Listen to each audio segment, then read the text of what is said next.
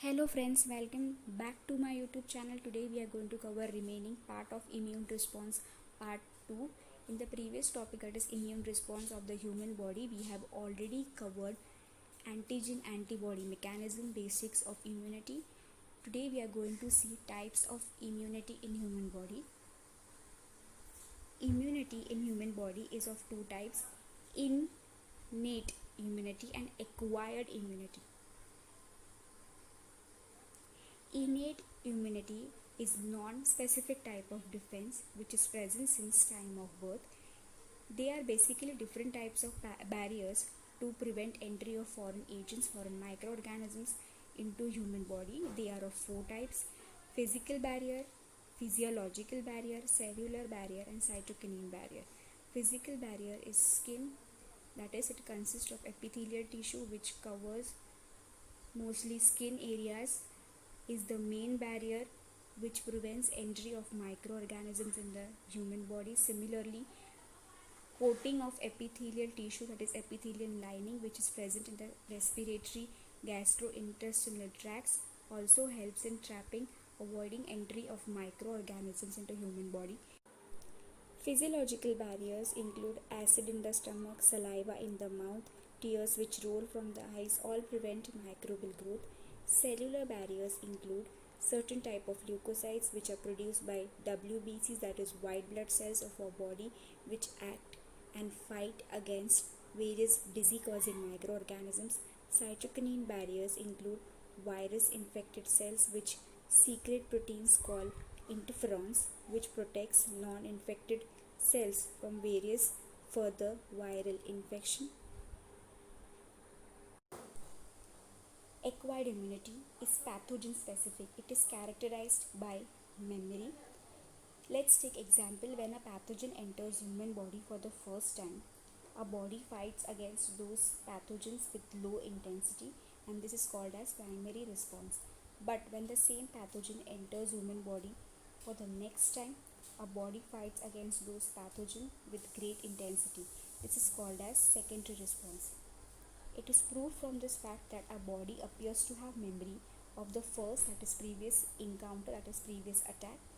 This primary and secondary immune responses are carried out with the help of two special types of lymphocytes which are produced by WBCs, that is white blood cells of human blood, and they are B and T lymphocytes.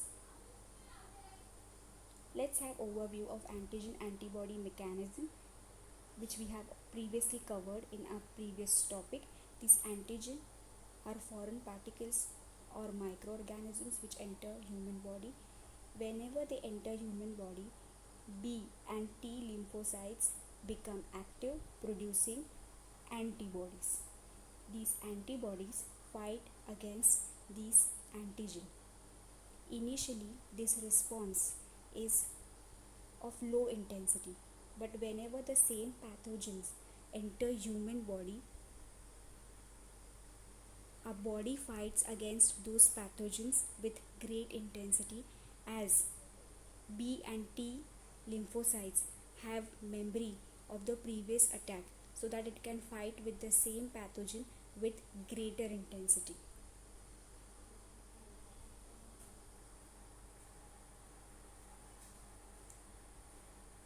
Active immunity: when a host, that is affected organism, is exposed to antigen, which may be in form of living or dead microorganisms or kind of proteins, antibodies are produced in the host body. This is called as active immunity. This immunity is slow and takes time to give its full effective response.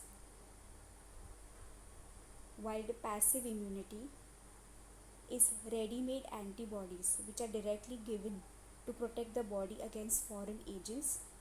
For example, the yellowish fluid called colostrum, which is secreted by mother during initial days of her lactation, has abundant of antibodies, that is antibodies IgA, to protect her infant against various hazardous disease.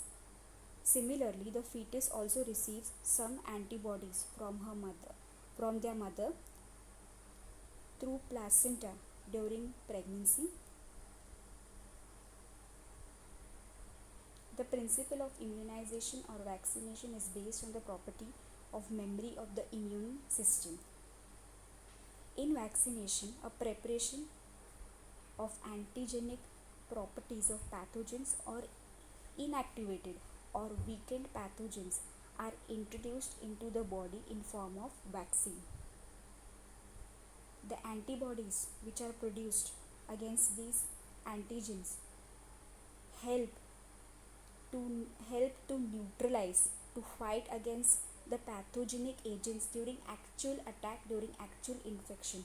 The vaccines also helps in generating memory of B and T cells, that is B and T lymphocytes, that recognize pathogen quickly, so that's on exact or actual exposure the body can fight with them with massive production of antibodies. For example, if a person is infected with some deadly microorganisms to which quick immune response is required, as in case of tetanus, so tetanus vaccine is given directly as it consists of preformed antibodies to fight against those deadly microorganisms. Similarly, in case of snake bite, the injection which is given to the patients contain performed antibodies against snake venom.